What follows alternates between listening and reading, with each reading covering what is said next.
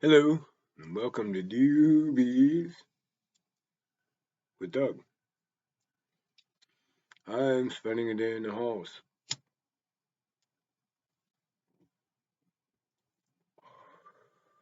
I'm not mobile today. I'm anti-mobile. Don't feel like leaving where I'm sitting right at the moment.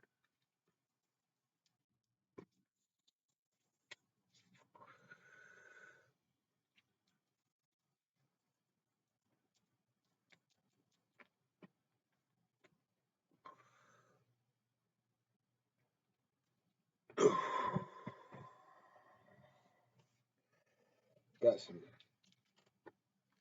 fresh little tube of weed here. I know this camera ain't gonna do it justice, but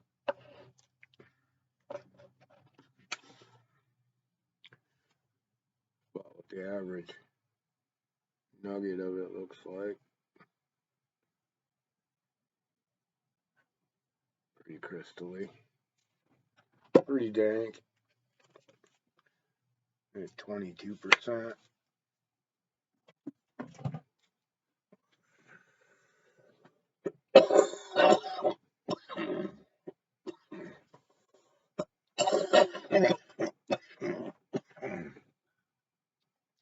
Yeah, there's not many days that I don't at least make it to the beach.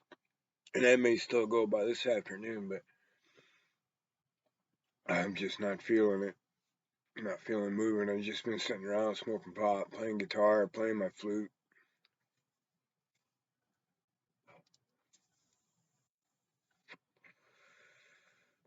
watching videos. Which is what made me want to do this episode of Doobies and Doug with this doobie. I watch all these different videos. Um, a lot of them are just like people, like what I'm doing, just sharing their lives. Um, and I find those the most interesting. There's an African girl that lives in the village and downloads her videos every couple months, but she lives real primitive. Um, I like these videos of these Southeast Asian guys that build stuff with just hand tools and dig these big complex homes out of the clay walls and in the caves.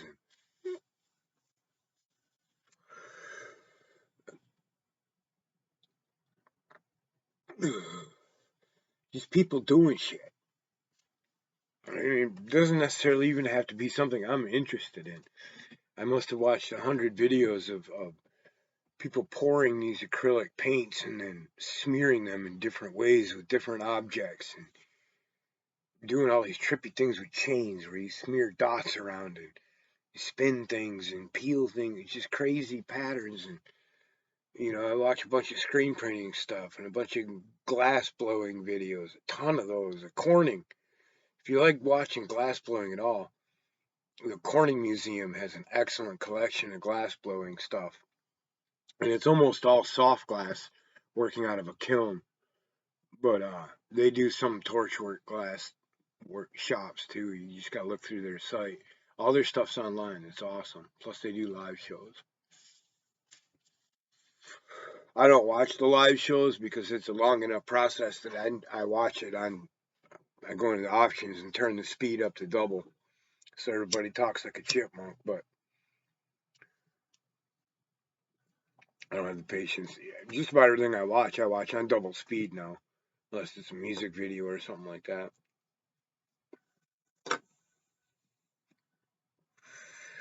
So that's what I've been doing today is watching these trippy videos. And I've noticed that maybe this is something other people have noticed, or I know they've noticed, but I don't know if they know they noticed, or if they've noticed they know they noticed knowing. But when you hang out with somebody and they're like watching videos, you can learn about them a lot from what they watch. Like I got one buddy that if he just picks the videos while we're sitting there getting high or whatever, we're gonna watch car crashes and people falling off their bike and busting their nuts, and you know,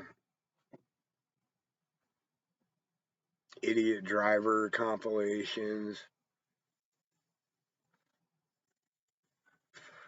stuff like that. And it's a very clear depiction of what his personality is and what he finds entertaining.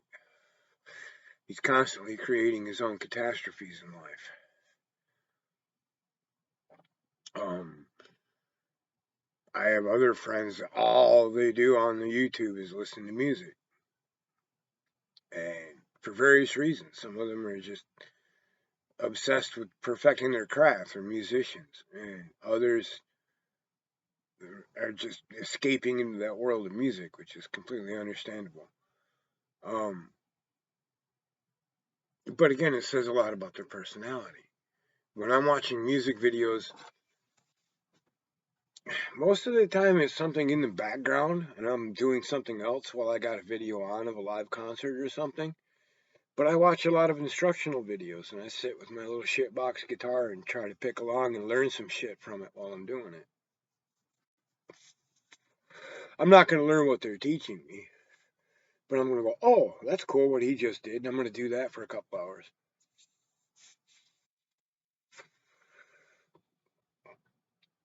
I tuned into a thing the other day to learn to play some Neil Young, and all I learned was how movable chords and arpeggios go together.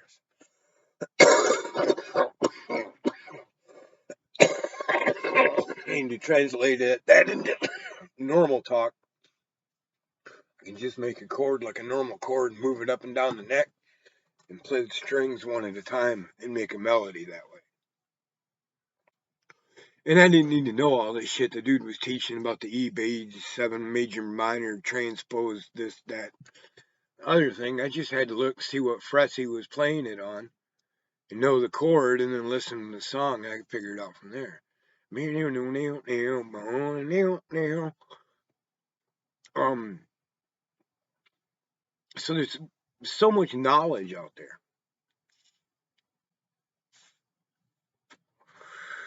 And so much understanding you can gain just from looking for people, not influencers, not just people sharing their lives.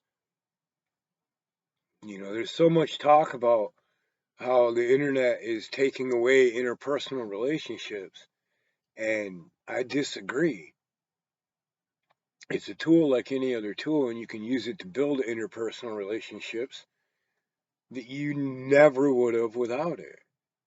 You can use this tool to have interpersonal relationships with people in Myanmar, with people in Ukraine, with people in Sao Paulo, with people wherever, anywhere.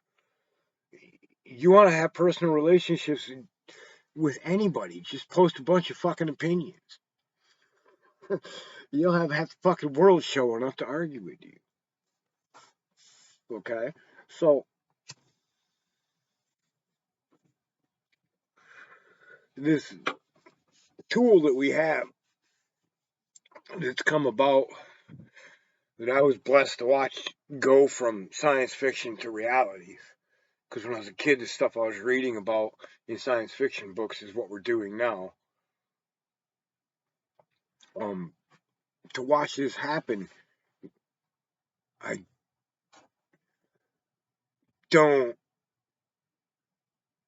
can't empathize with just, I don't know what else to call it, using it as a masturbatory tool to masturbate your ego and your id with.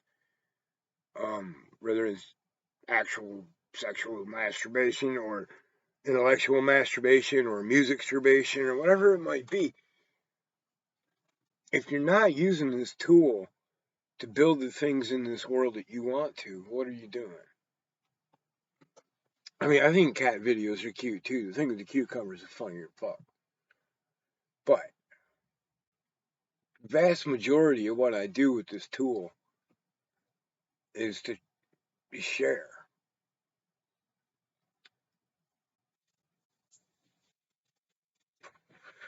Almost every language in Africa can be translated into English by a computer. Almost every dialect of Chinese can be translated into English by a computer. It's not perfect, but it's a million times better than anything your parents had.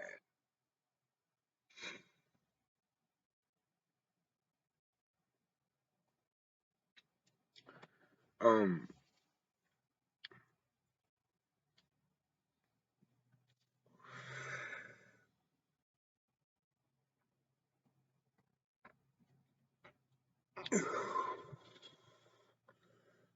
a more powerful tool has not been created. Not the wheel, not fire, not the combustion engine, not the text messages. Um, and like most tools, they're only as good as what you use them for. So,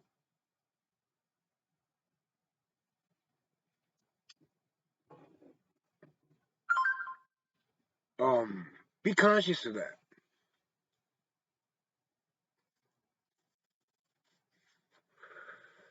and be conscious that there's more out there than what pops up from the algorithm. And constantly, I play this game where I put a bunch of words on a piece of paper, a bunch of little pieces of paper. I write a bunch of words, and I just throw them in a jar and pick out like five. I roll the dice and pick out that many. Type in the Google box and just see where it goes. And there is access to everybody. Not everybody, but there's a lot of access. You can access a lot of people in a lot of situations, doing a lot of things in interesting ways. You step outside the algorithm, for sure.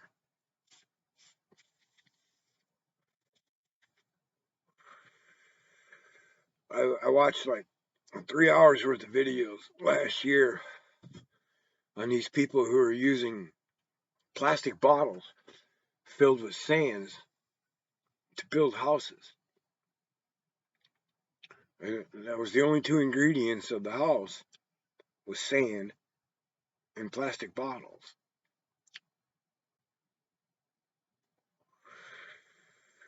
And I mean, like their thermal mass is awesome. They're damn near bulletproof.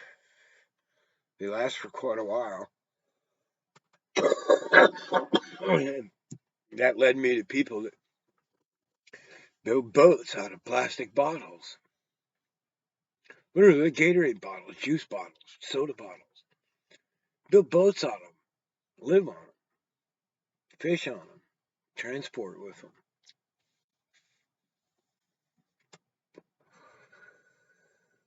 There's so much going on in this world that you're not going to find in the zeitgeist. You're not going to. Everyone wants to accuse everyone else of being in a bubble, and everyone else is in a bubble. It's important to add some randomness into your bubble. It's important to go and see what your opposition thinks and feels. And, like when someone makes an assertion, like when I say the United States and the Western powers are enforcing poverty on Africa, you can go talk to a lot of people in Africa and ask them what happened, where they are, what they saw. Because it's not a matter of question over there, it's known fact.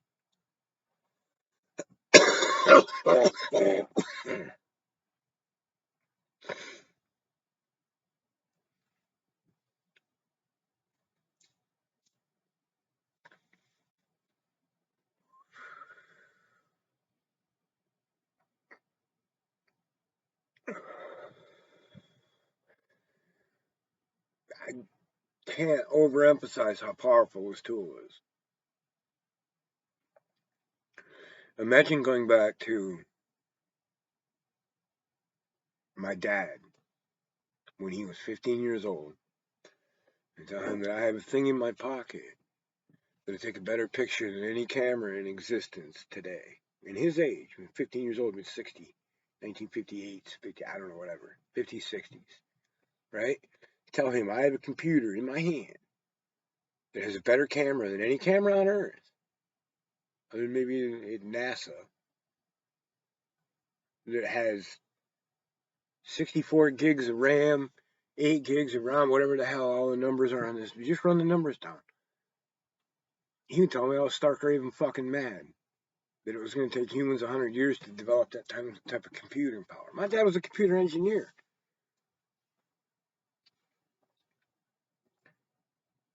He wouldn't believe me. Even after he was trained in computers, if I showed him that, he would tell me he wouldn't believe it. So we have these mega powerful tools. And with power comes responsibility, said Uncle Ben.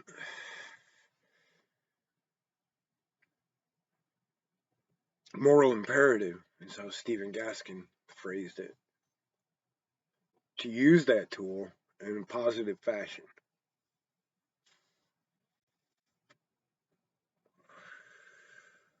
It's got to be more than cat videos and pseudo social movements.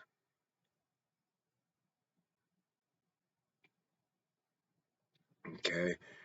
And right now, those are the two things that are ruling: vapid entertainment and pseudo social movements.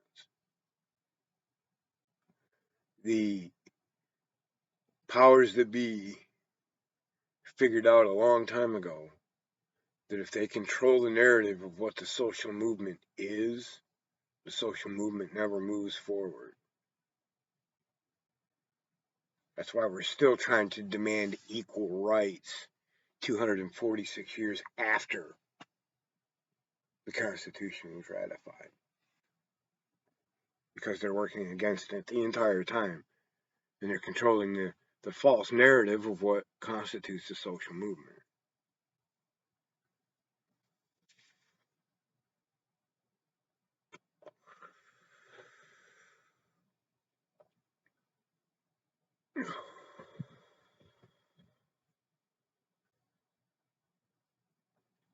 You know, from my perspective, we went through it with groups like High Times and Normal and a bunch of other smaller ones than that saw the cash cow of the legalization movement and began milking it.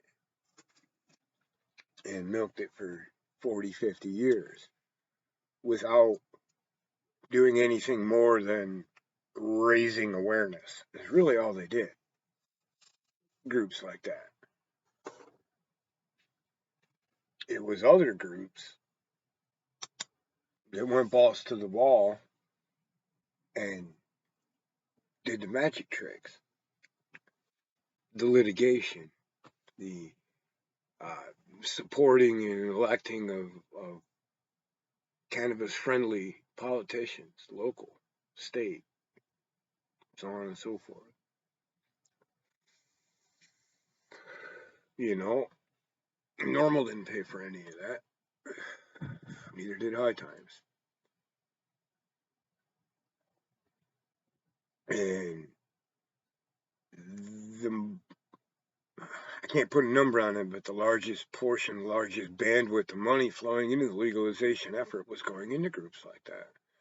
And it was going to pay for executives and flights and operating costs and festival costs and to pay professional speakers. And very little of it actually went to help people in trouble.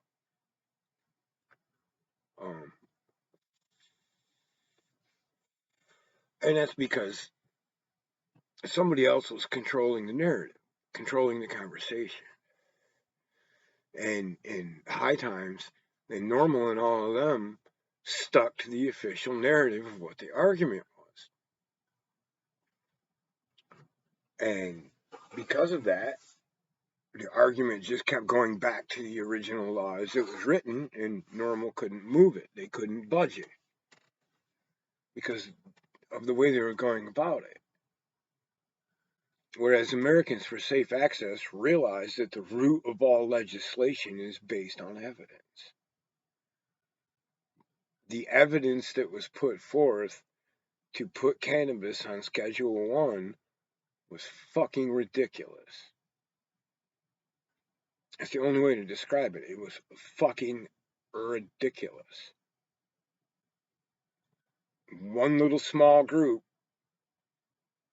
kept with that lawsuit 20 years until it made it to the United States Supreme Court and they agreed to hear it. And that was the year Obama was elected. The Supreme Court heard it but refused to rule on it or issue an opinion. Their statement basically boiled down to, of course this evidence is fucking ridiculous. It's blatantly, obviously ridiculous. Give us new evidence now. And because of that, the DEA and the federal government was forced, and Obama signed the executive order to make it happen, to gather new evidence on the efficacy of cannabis as medicine. Which, of course, we all know actual scientific study of it proves it's the most valuable medicine known to man. That's why the government holds the fucking patent on it for medicine. So that's what's changing the face of legalization in the country, federally and worldwide. And those people that got the job done operated out of the mainstream of the zeitgeist of the Normal didn't help them. High Times didn't help them. These festivals didn't help them. They had to get money from other places. They had to come up with it themselves. So there's a real danger in getting hung up in this social movement of the day. If those social movements are being designed and engineered by the same people those social movements are supposed to be keeping in check. Because they don't work if we don't follow through. And if we're not even going after the root of the matter, of the core issue, the causation of the problem, what are we doing?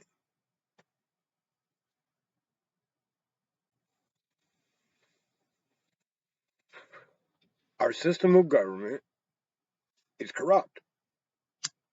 And they're not held accountable.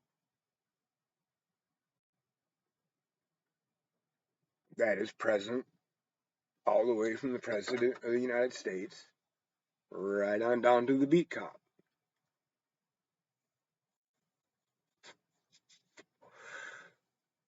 The whole system is corrupt. It's our system. We have to fix it. How do we fix it? Well, we've had 240 some years of voting for one clown after another, one group of clowns after another, and they ain't fixed it. They've only made it worse.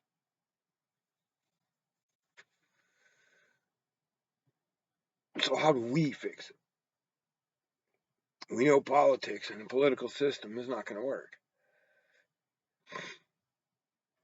The system that runs the world is commerce. I bleed, I sweat, I cry, I create something, it's worth money, I can put it out into the world and that becomes value. I create something with value. That's what runs the world. So if you're taking what you're creating for value and giving it to assholes, it's your fault assholes run the world.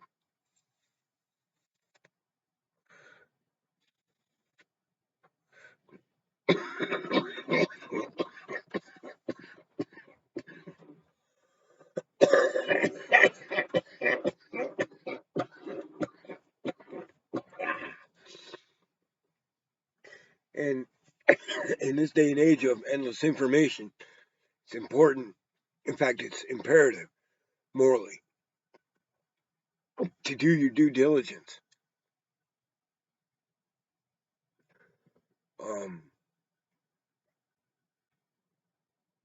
Was the farmer who sold his land to the government 25 years before they built a concentration camp on it guilty? Nobody for sure facilitated it happening.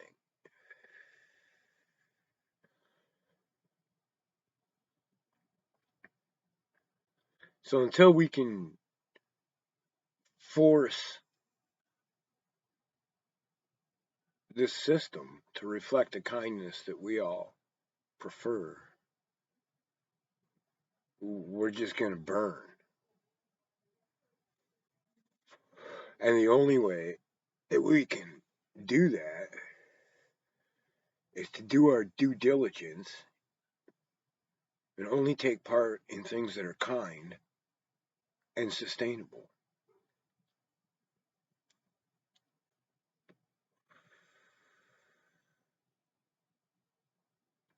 I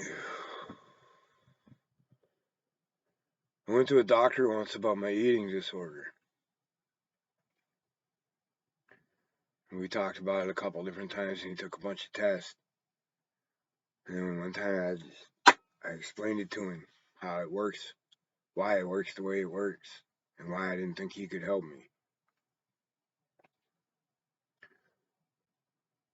If you've ever starved, you know it's horrible. And if you've ever seen a child starving, you know it's a million times more horrible. And if you've seen a city of people who are so used to starvation, so deprived,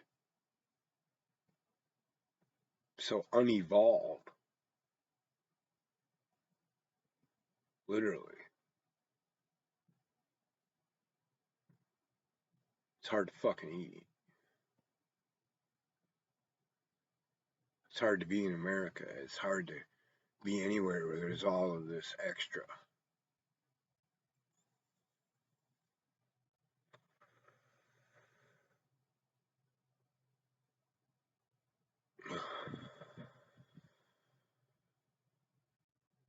So that's where my eating disorder comes from. And I've had it since I was little. Because I've known about starvation since I was little. I'd experienced it.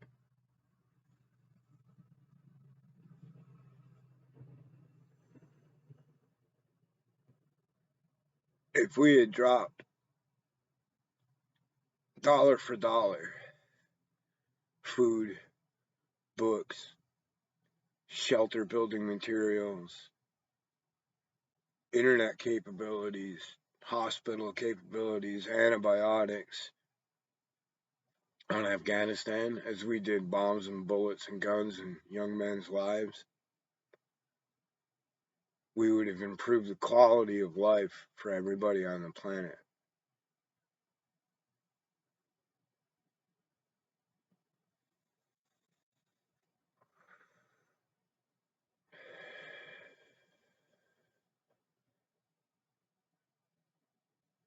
And that's the part of the narrative we need to change.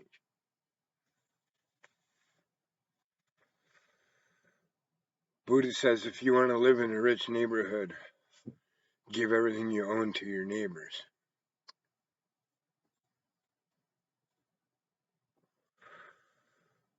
I don't know if Buddha really says that, but sounds good.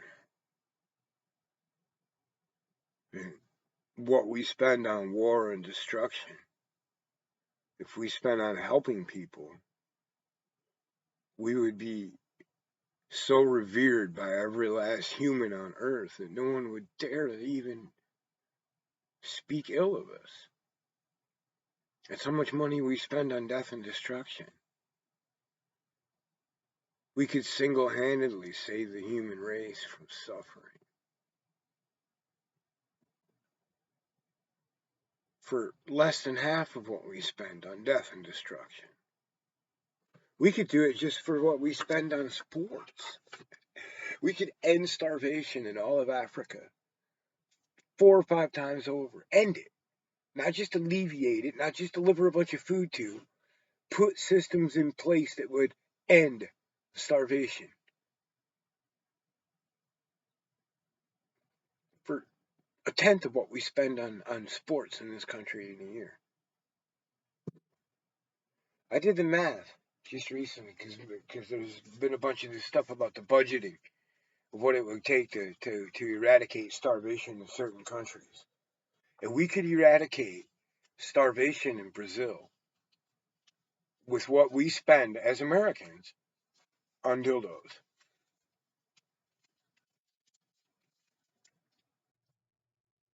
Yeah, dildos.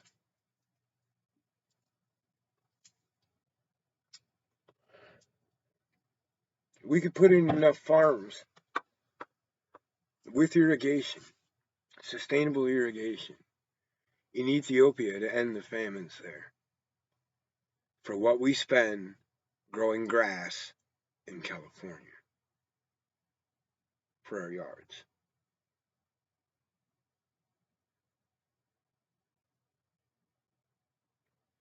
So we definitely need to take some culpability, some personal responsibility in the things that we do and the way that we go about our lives. Because the government is not in charge of anything. The money is. Where the money comes from is us. Make kindness profitable. People need to be held accountable. Companies like Alcoa need to be stopped. Companies like Cargill need to be stopped. Conagra, there's a lot of them. They need to be stopped. What they're doing is evil. So we're at the 32-minute mark, and that's Doobies with Doug. Or Rants with a Random Hippie, depending on how you see it.